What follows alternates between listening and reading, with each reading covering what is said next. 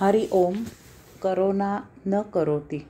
योगदास श्री जय गणेश जोशी लिखित आध्यात्मिक लेख क्रमांक 75. न करोति. काळोख पाहायला सुद्धा डोळ्यांची आवश्यकता लागते, कारण ज्याला प्रकाश म्हणजे काय ते माहीत आहे त्यालाच काळोखाची कल्पना असू शकते. यामुळे जो जन्मांध आहे त्याला प्रकाश माहीत नसल्यामुळे काळोख म्हणजे काय तेही समजत नाही.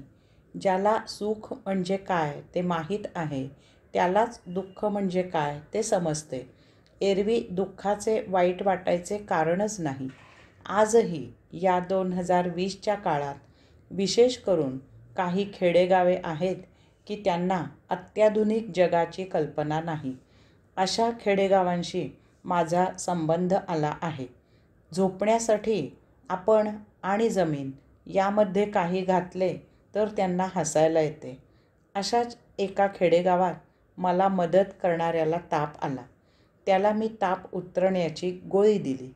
त्याच्यासह त्याच्या मित्रांनी एका सुरात मला ऐकवले, ह्या तुमच्या एवढ्याशा वडीने त्याला काय होणार?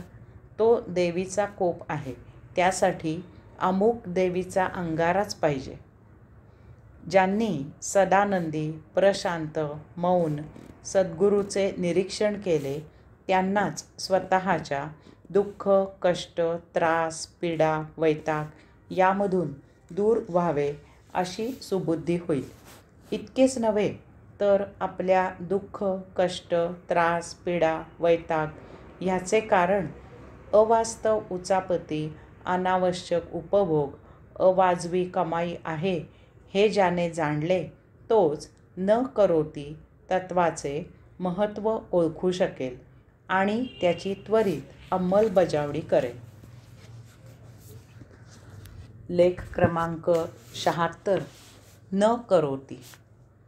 सदानंद, कैवल्या, स्वस्वरूपावस्था, मुक्ती यासाठी अहंकार, अभिमान, अहंमन्यता हा फार मोठा अडथळा आहे.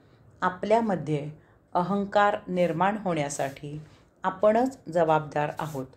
ब्रह्मांडामध्ये पसरलेल्या विराट अस्तित्वापुढे आपण क्षुल्लक, हीन, दीन आहोत असे आपण समजतो. कोणाचे वैभव पाहिले, कोणाला अत्याधुनिक सुविधा वापरताना पाहिले की आपल्या परिस्थितीची आपल्यालाच लाज वाटते. आपल्यामध्ये न्यूनगंड निर्माण होतो. वास्तविक काही कारण नाही. आपण त्याच अस्तित्वाचे अंश वंश आहोत. आपण विराटाचे युवराज आहोत. आपण क्षुल्लक, हीन, दीन असल्याचा न्यूनगंड बाळगण्याचे कारण नाही. आपल्यामध्ये त्याच अस्तित्वाने कुंडलिनी शक्ती स्थापन केली आहे. तिचा उपयोग करायला सद्गुरूकडून शिका. आपल्यासाठी परमात्म्याने अध्यात्माचे ताट महाप्रसाद म्हणून वाढून ठेवले आहे. तो महाप्रसाद सद्गुरूच्या पावन सानिध्यात सत्संगाने ग्रहण करायला शिका. त्यायोगे आपण जसे, जेथे, ज्या परिस्थितीत आहात त्यातच महासमाधानात, परम आनंदात आहात हे उमजेल. आपला अहंकार नष्ट होईल. या पार्श्वभूमीवर अवास्तव धन, संपत्ती, वैभव, भौतिक वस्तुजगत हा शाप आहे हे जाणाल. त्याचे जे दुःख, कष्ट, त्रास, पीडा, वैताग आहे तो भौतिकाच्या निरीक्षणाने जाणून घ्या. यासाठी कर्मयोग केल्यावर तत्व आहे न करोति. या योगे. हरि ओम.